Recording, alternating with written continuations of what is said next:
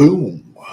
Greetings from YouTubeville. Once again, Danny Savage, Draft Guru. This video is just going to be a little bit different. This is Draft Channel, 100%, 365, 24/7. It's a college draft channel, and it's also a channel for all 32 NFL teams. I cover every single college there is, from Division I to Division III, NAIA, HBCU. I cover it. If you like the video, subscribe. It don't cost a dime. I'd like to wish all the fathers out there today happy Father's Day. Also, all the single moms out there acting as both the mom and the fathers out there. I'm also giving you a shot. A lot of dudes are, especially to all those hot single moms, but I joke around. A lot of dudes are just basically sperm donors, you know.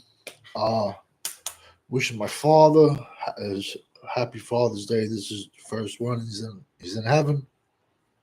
I lost him in July, so it's not even been a year.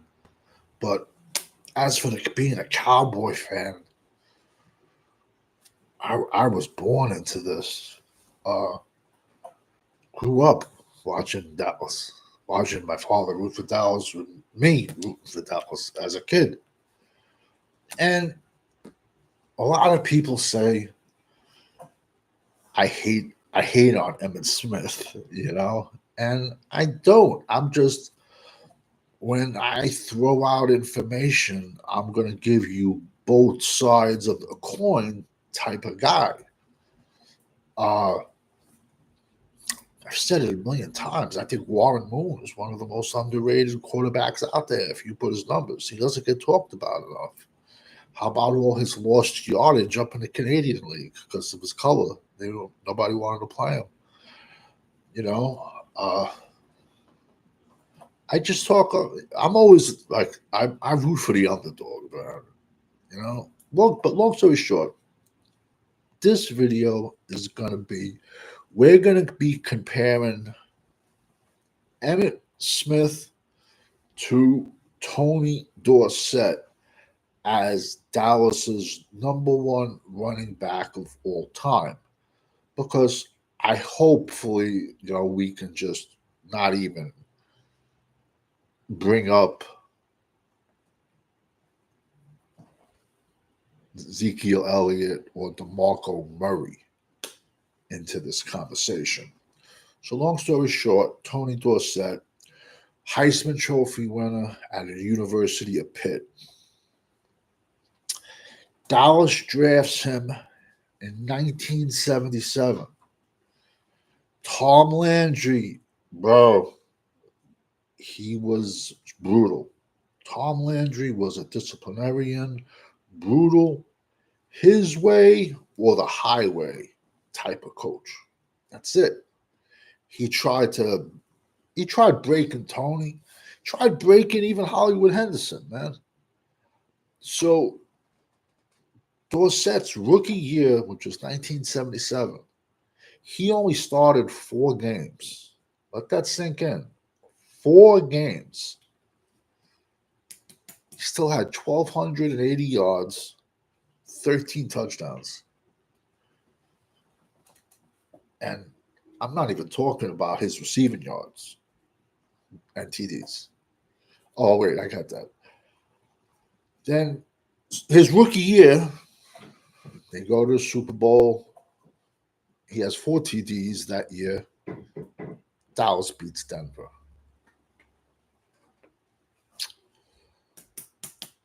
Now, all these things have to come into place, too.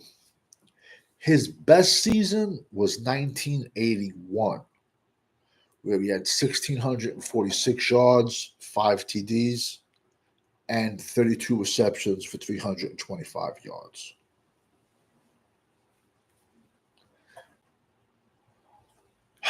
Roger Staubach now retired in 1980. So Tony Dorsett only got to play with Roger Staubach, who I consider to be Dallas's best quarterback ever, 4 years. 4 years. I'm a historian. Can anyone off the top of their head even mention a Dallas offensive lineman from Tony Dorsett's era besides Rayfield Wright, who's a Hall of Famer in himself? I mean, just off the top of my head, man, I think it was Pat Donovan. They had a guy Rafferty, you know what I'm trying to say? But it wasn't the best, you know? So once Rogers gone, now it's the Danny White era, Steve Pelor era. Tony Dorsett, 5'11", 190. He glided. He was like kind of like Eric Dickerson. Tony Dorsett was so fast he looked slow, if that makes sense to the guys that watch football. He just glided, man. Like I said, his best year was 81. 1,646 yards and then 32 receptions for 325 yards. 1982 was the famous NFL strike year. Everyone only played 9 games.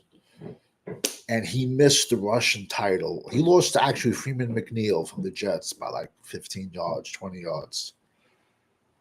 But and then towards the end of his career, he basically had 3 lost years because 1986, Herschel Walker showed up on the scene. 800 yards, 12 TDs. 1987, Herschel Walker, 900 yards, 7 TDs. That's basically 2 lost years, and then he gets shoveled off to Denver. Some guys just don't look right in other uniforms, man. Like Tony never looked good in Denver. Seeing Emmitt in Arizona, nah, man, it just don't look right, man. Eric Williams finished his last year at the Baltimore Raven. Nah, it doesn't look right.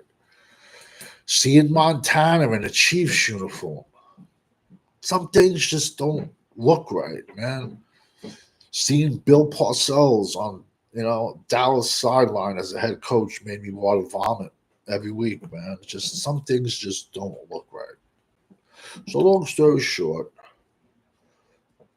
Tony Dorsett had 1,279 total yards. He had attempts now. We'll go attempts. 2,936 attempts. 91 total TDs. Now let's talk about Emmitt Smith. Came out of the University of Florida.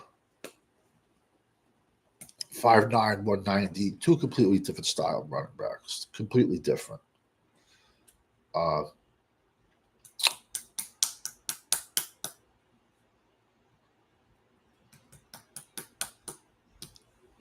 He was a complete back, man. Definitely complete back. Could come out of the backfield, catch the ball. Very underrated blocker. Ironically, one of the best games I think I ever seen. Besides I think it was 93 against the Giants, playing banged up with his shoulder. I know a lot of people point to that game, but one of the best. Ironically, man, 1995 was hilarious. We played the Giants on opening night, Monday Night Football. The Giants were actually retiring Phil Simms and Lawrence Taylor's jerseys. Dallas beat him, I believe, 35-0. And I think the second play of the game, man, Emmitt just went right up the middle for like 63-yard touchdown. And that was the Cowboys' last Super Bowl year.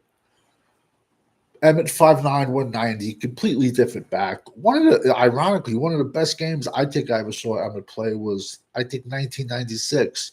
Cowboys blog, boom. Thank you for jumping in the house. Jumping in the chat. One of Emmitt's best games, I think, was 1996. We were coming off our last Super Bowl win, and it was Monday Night Football, and it was Dallas Cowboys versus the Chicago Bears. Dallas lost that game, but one of the reasons I think that was one of his best games, it was Vincent Smith, who was a Dallas linebacker, was on Chicago now, blitzed one play. Bro, Emmitt lit his ass up. I mean, legit, lit him up, pancaked him. Then another guy from the Bears, a safety, which I don't know who, same thing, did a blitz on a passing play, and Emmitt just laid him out. Totally stoned him, laid him out. And then I was like, I got super impressed by that, man. And then Dallas was trying to score, and Emmitt went up over the pile, came down, landed on his head, and he got injured. And they had to backboard him off the field that game. You know, so ironically, like we lost that game, but I just think that was one of his best games, just because like we knew what he could do rushing the ball, we knew what he could do having the ball in his hands. But when I saw those two blocks, it was like he just impressed me like crazy. Uh let's see, man, what's the compare? So, like I said, Tony Dorsett's best year was 1,646 yards, 4 TDs, ironically. Emmitt's best year was 1,773 yards, 25 TDs. He broke the record that year. I don't know if it still stands. I don't know. Maybe Larry Johnson broke it. Maybe, I don't know. Maybe Tomlinson broke it. I don't know. I don't think 25 TDs is still the record. I think it was broken. But so, but okay, coins. I go like that. Emmitt had Troy Aikman, man, for 11 years. Tony Dorsett had Staubach for 4. Big difference. Emmitt Smith, best offensive line ever. Listen, in my opinion, the 3 best offensive lines ever were, number 1 was the Dallas Cowboys, the Great Wall. Number 2 was Washington Redskins, man, the Hogs, man, those guys, Bostic, Russ Grimm. You got Bostic, you had Russ Grimm, you had Joe Jacoby, you had, who's the other guy, man? He was an ESPN analyst, Mayday, Mark May. Bro, those guys just grinded on you. And then, you could also make a case for the Raiders, man. They had Otto at center. The guy played so much. He had like 30 operations on his knees, man. He had 00. He had to get both of his legs below the knees amputated, that guy. They had Gene Upshaw, Art Shell. Bro, that was crazy. So, like I said, you can go back and forth. Emmitt, total attempts. Now, Dorsett, total attempts was, like I said, 2,936. Emmitt, much longer career, 4,409 attempts. Tony Dorsett, 91 total touchdowns. Emmitt Smith, 164 total touchdowns. So, listen, man. I don't consider Barry Sanders the best running back at all. I don't. I don't know. His style was like, he had crazy numbers, don't get me wrong. But his style, it was kind of like, not his style, but he would get caught behind the line of scrimmage, like, let's say 7 times. And then throughout the game, he'll bust 2 70-yard touchdowns, two 70-yard runs for touchdowns, and he'll finish with 140 yards, two TDs. That doesn't help your team, and the reason why is what helps your team is a 7-yard run, a 10-yard run, an 8-yard run, a 9-yard run, because that's how you control the clock, you wear down the opposing team's defense, and you keep your defense fresh. I'm a big Marshall Faulk fan. I'm big on him. Hey, if it don't fit, you must have quit. O.J. Simpson, you got to put him up there. Jim Brown. I mean, Daniel Tomlinson, Tony, Peterson from the Vikings. I actually drafted him his rookie year. I was happy about that in the 5th round. I drafted him. Adrian Peterson. So many great backs. And even like I was reading an article, they were saying Tony Dorsett, Walter Payton, bro. Come on, man. So many monsters out there throughout the years. Then, later on you had, Tomlinson, stuff like that. But like I said, this quick video, I'm going to wrap it up real quick. This is just basically, we're going to compare Dallas's backs. So just throw it in a comment. Who do you think was better? If you look at numbers-wise, it's by far Emmitt. But when Emmitt was in Dallas, it was the Emmitt show. Tony Dorsett had to deal with, Emmitt had Aikman for a long career. Dorsett only had Slauback for 4 years. And then Dorsett had to deal with Herschel Walker for 2 years, and then a lost year in Denver with a knee injury. So you can take almost 3 years, the last 3 years, off of Dorsett.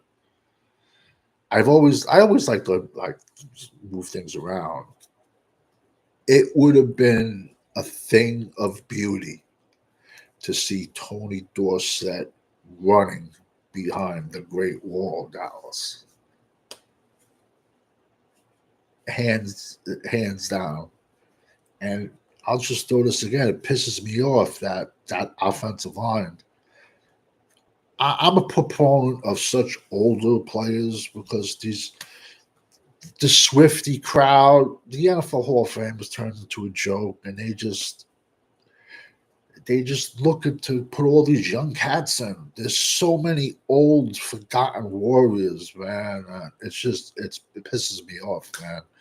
But the Great Wall of Dallas, that only Larry Allen is in the Hall of Fame from that offensive line.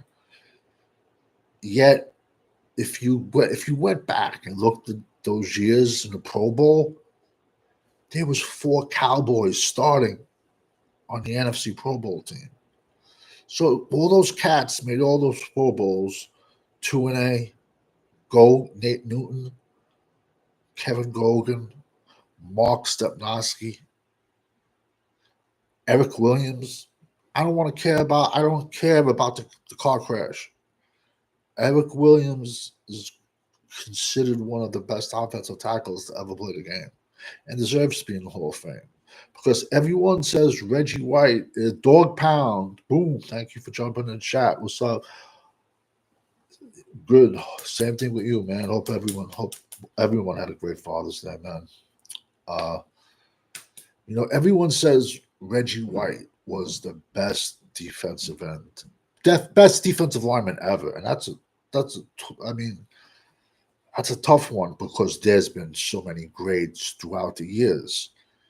And yet, Eric Williams in Philly and then in Green Bay,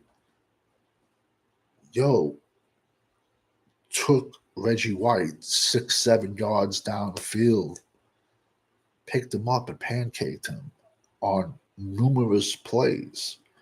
Eric Williams got Offensive Player of the Week for the beating he laid on Reggie White.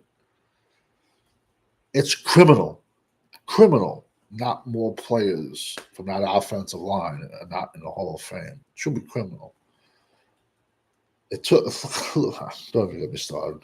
But listen, like I said, I don't want to keep rambling. I want to keep this short. But if you go by numbers and yards, it's definitely Emmitt. But circumstances and everything, if Dorsett would have had Emmitt's attempts, if Dorsett would have had that offensive line, it's crazy, man. Crazy numbers, man. But you can flip a coin for either or. Two great backs. Like I said, I was born into this. This is my dad's jersey, actually. I'm gonna go hang it back up. But just throw in the chat, who do you think was the best Dallas running back ever? Emmitt Smith or Tony Dorsett? I don't want to see no Ezekiel Elliott's or DeMarco Murray's in there. Don't want to see it. Or Eddie George. Yo, you believe we had Eddie George even one year towards the end of his career? I would say 2004, 2005. But he was the shell of himself. So like I said, throw that in the comments. Hope you enjoyed this conversation. Hope everyone had a happy Father's Day. But like I said, man, Father's Day, Mother's Day, Valentine's Day, it should be every day of the year. It shouldn't just be one day to celebrate your father, or Mother's Day shouldn't be one day to celebrate your mother, and Valentine's Day should not be the one day out of the year to celebrate your significant other. Because we all know when you're rocking with the GWO, it's for life. Like I said, just throw it in the comment section. Have a great night, everybody. Cowboys Blog, thank you for jumping in the chat. Dog Pound, thank you for jumping in the chat, man. Sub and subscribe to both those channels. Thank you.